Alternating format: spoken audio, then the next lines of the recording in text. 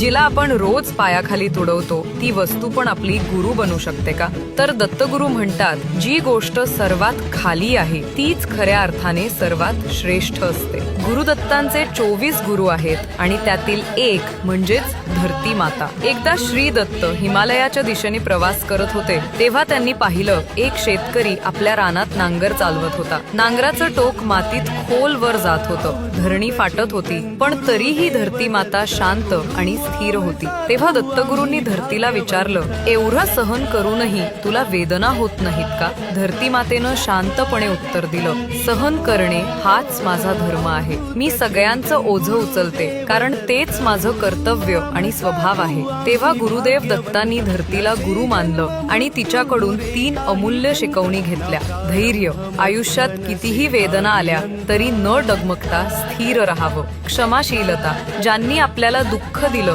त्यांनाही माफ करून पुढे जात राहावं. निस्वार्थ सेवा, कोणतीही अपेक्षा न ठेवता प्रत्येकाची मदत करत राहावं. म्हणूनच म्हणतात, धरती ही केवळ माता नाही तर श्री दत्तांची प्रथम गुरु आहे. श्री गुरुदेव दत्त.